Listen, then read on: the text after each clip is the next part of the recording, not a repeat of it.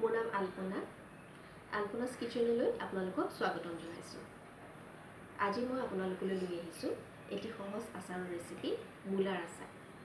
আচাৰটো বনাবলৈ অতি সহজ আৰু খাবলৈ সোৱাদযুক্ত হয়। গতিকে আহকচোন কেনেকৈ বনালোঁ চাওঁ।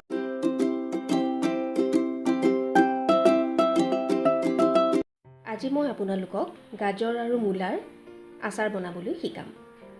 ইয়াৰ বাবে আমাক লাগিব মূলা আৰু গাজৰ। আপোনালোকে গাজৰ ইচ্ছা কৰিলে কমকৈও ল'ব পাৰে, মই 2টা লৈছোঁ। নহ'লে গাজৰ নিদিয়াকৈ অকল মূলাৰো আচাৰ বনাব পাৰি। এতিয়া আহকচোন কেনেকৈ বনালোঁ চাওঁ। এতিয়া আমি মূলা, গাজৰ আৰু আদাখিনি এনেদৰে পিহি ল'ম। এতিয়া আমি ইয়াতে অলপ হালধি আৰু অলপ নিমখ মিহলাই ল'ব লাগিব। ভালদৰে মিহলি কৰি ল'ব। মিহলাই লৈ এতিয়া আমি এইখিনি অলপ চেপি ল'ব লাগিব। পানী থাকিলে আচাৰ খাবলৈ ভাল নহয়, সেয়েহে আমি নিমখ দিলে যিখিনি পানী ওলায় সেইখিনি চেপি ল'ব লাগিব।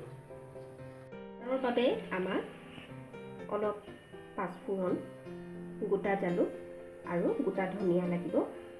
এইখিনি মই শুকানে কেৰাহীত ভাজি গুড়ি কৰি লওঁ। মছলাখিনি এয়া শুকানে ভাজি গুড়ি কৰি লৈছোঁ। এতিয়া মই ইয়াত তেল দিছোঁ গৰম হ'বলৈ। তেলখিনি বেছি গৰম নকৰিব, অলপ গোন্ধটো ওলালে ভাল। বেছি গৰম কৰিলে মছলা জ্বলি যাব। এতিয়া লৰাই দিম। বেছি ভাজিব নালাগে, কাৰণ আমি আগতে ভাজিয়ে লৈছোঁ। এতিয়া ইয়াতে মই এয়া 2 দিন ৰ'দত শুকুৱাইছিলোঁ মূলাখিনি, বেছি শুকুৱাই নেপেলাব। এইখিনি ইয়াতে দি দিম।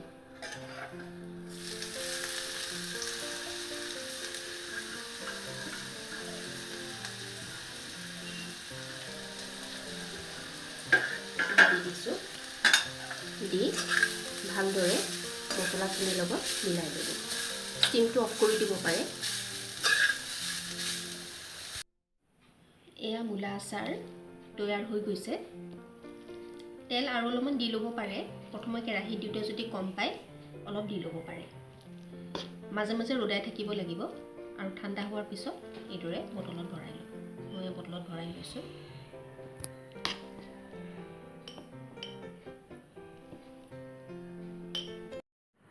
গতিকে দেখিলেনে, আচাৰটো বনাবলৈ অতি সহজ। ঘৰত থকা সাধাৰণ মছলাৰে আমি আচাৰটো বনাব পাৰোঁ। গতিকে বনাই চাব আৰু খাই কেনে পালে কমেণ্টত জনাবলৈ নাপাহৰিব। যদি ভিডিঅ'টো চাই ভাল পাইছে তেনেহ'লে লাইক এটা কৰিব আৰু মোৰ চেনেলটো ছাবস্ক্ৰাইব কৰি দিব। ধন্যবাদ।